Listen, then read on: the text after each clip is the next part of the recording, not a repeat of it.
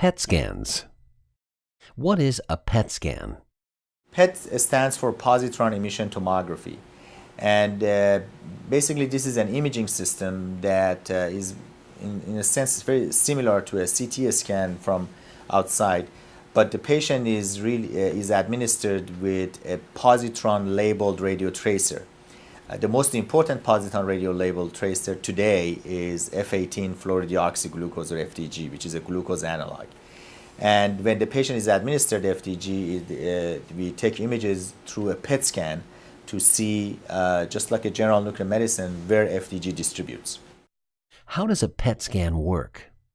PET scan works in this way that when a radio tracer is distributed in the body, the positron, which is actually an anti-electron, travels a small amount before it hits a tissue electron in the body of the patient. When an anti-electron and electron meet each other, they annihilate each other, just like what Einstein said in E equal mc squared equation. That annihilation basically produces two gamma rays, which are emitted from that point of annihilation at approximately 180 degrees from each other. And they travel out of the body, and the PET camera system basically detects these two gamma rays that are emitted opposite to each other in what we call a coincidence mode. In other words, if those two gamma rays are seen to occur at approximately very short amount of time from each other, it is considered to be an event, and that is recorded by the PET camera system.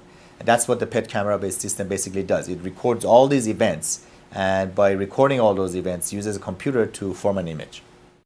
What is a PET scan most commonly used for? PET scan is most commonly used in oncology, in patients with cancer. We use it for initial diagnosis of cancer, also for initial staging of cancer. That basically means how extensive is cancer at the time of initial diagnosis. Then it can be used for treatment evaluation if a patient receives some sort of treatment, for example, surgery, chemotherapy, or radiation therapy. If that therapy working or not, we can use FDG PET, for example, to answer that question. And also in patients who have already been treated, it can be used to see if the cancer is returning. That's what we call recurrence of cancer, and also extent of metastatic disease.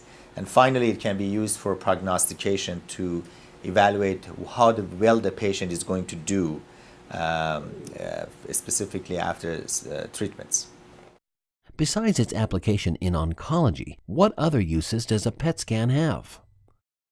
The major thrust of PET clinical applications have been in oncology. However, it has applications also in neurology, especially more recently in Alzheimer's disease, and in cardiology for looking at what we call myocardial viability, and also up and running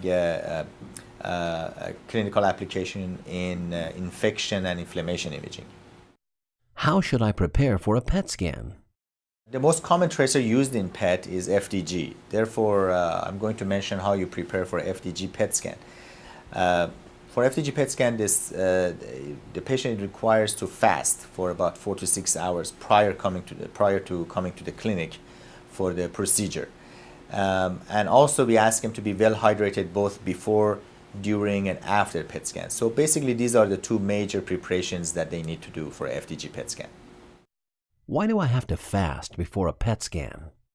The reason that a patient needs to fast for a FDG PET scan is because FDG is a glucose analog.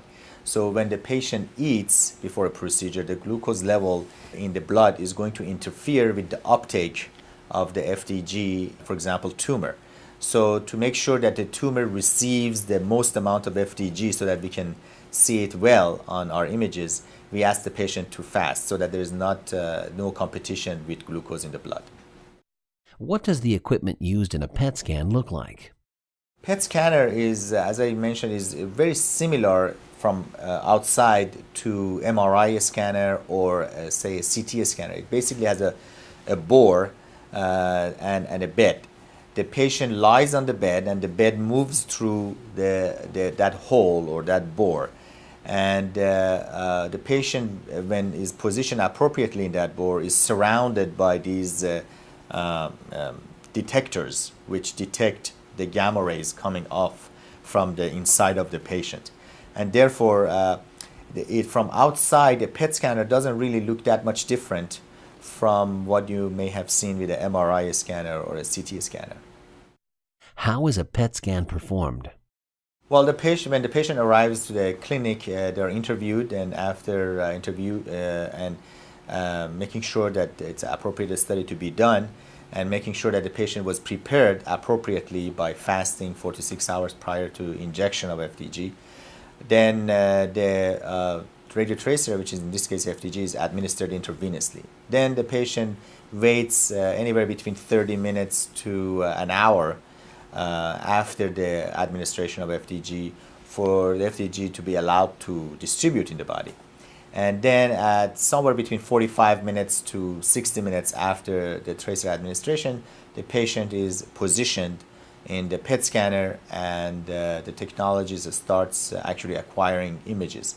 The images, depending upon what part of the body or the whole body we're doing, it takes anywhere between 30 minutes to about 45 minutes for the entire study to be done. And therefore, that's basically the routine that the patient can expect to go through for a PET scan. What will I experience during a PET scan? There may be a small sensation of pain, or when the needle enters the skin at the time of tracer administration in the vein. But other than that, patient doesn't really feel any different before or during or after the PET scan. When they lie down on the bed of a PET scanner, basically they just relax. They should not move or talk during that time. But there is really no specific sensation or pain of any sort during that procedure. And the PET scanner by itself doesn't do anything to the patient. So it's a very relaxing or safe procedure to do. What are the benefits and risks of a PET scan? The benefits of PET scan is quite many. Today, the most common tracer is FDG PET, and right now FDG PET is changing the way that we approach a patient with cancer. And this is also supported all the way by the National Institute of Health, who is really interested in having PET scans, FDG PET scans, inserted into the algorithm of patient care and diagnosis. We are able to detect cancer more accurately, stage it more accurately determine if a treatment is working or not, and change treatment if necessary. And also we are more accurate in stating if the patient is going to do well or not to do well in a specific type of cancer or treatment. So those are the major benefits of a PET scan.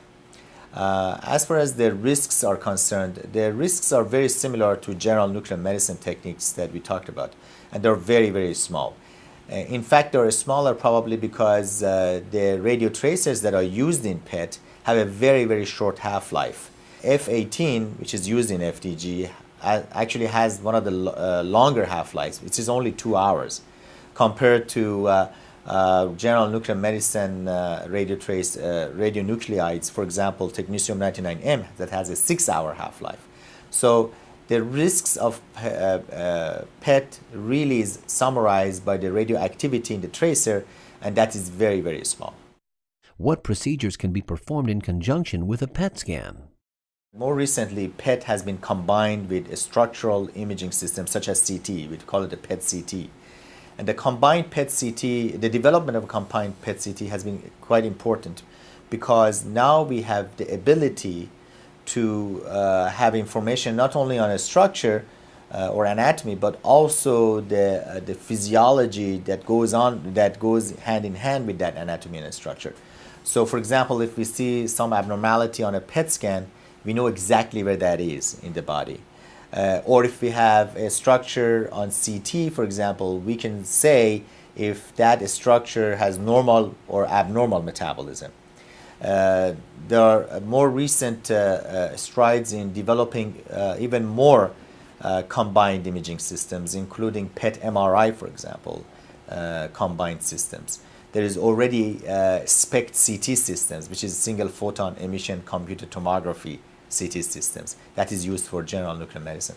So the combined imaging systems that has the information, diagnostic information both from anatomy and physiology are basically the way of the future in nuclear medicine.